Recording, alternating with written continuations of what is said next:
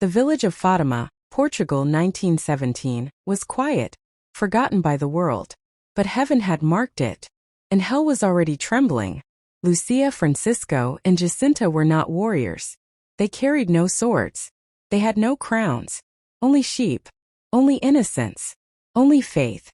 The sun burned softly above the Cova de Iria as the children laughed, until the wind died.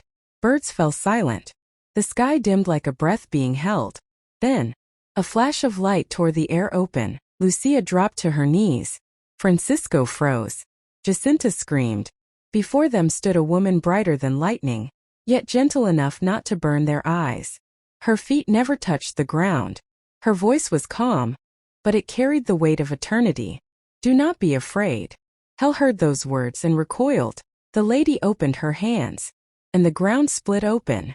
Not metaphorically, not symbolically, literally. The children saw fire without end, screams with no voices, souls falling like ash. Jacinta clutched Lucia, shaking. Francisco covered his ears, but the cries pierced his bones. This was hell, not a story, not a warning, a reality. The lady spoke softly. You have seen hell, where poor sinners go. Darkness laughed in the distance.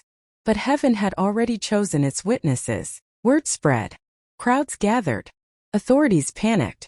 Children claiming heaven? A woman brighter than the sun? The government called it dangerous. Lucia was interrogated, threatened, lied to. If you don't confess this is fake, they said, we will boil you alive. Jacinta wept. Francisco prayed silently. But Lucia stood firm. Because when you've seen hell, fear loses its power. The lady returned. Again. And again. She gave 3 secrets. One revealed hell. One warned of wars, nations falling, and blood-soaked earth. One was sealed, too terrifying, too heavy, too explosive for its time. Darkness moved fast. Francisco fell ill. Jacinta followed. One by one, the children were silenced. Or so hell thought. October 13, 1917. Over 70,000 people gathered. Mockers, believers, soldiers, skeptics. Rain soaked the earth. Then Lucia shouted, look at the sun. The clouds ripped apart. The sun danced, spun, plunged toward the earth. People screamed, fell to their knees, confessed sins aloud. Darkness fled. The miracle was undeniable. Even newspapers that mocked the children reported it. Heaven had spoken. Publicly, powerfully. Francisco died whispering prayers. Jacinta offered her pain for sinners. Lucia lived to tell the story. They were not powerful by the world's standards, but they terrified hell.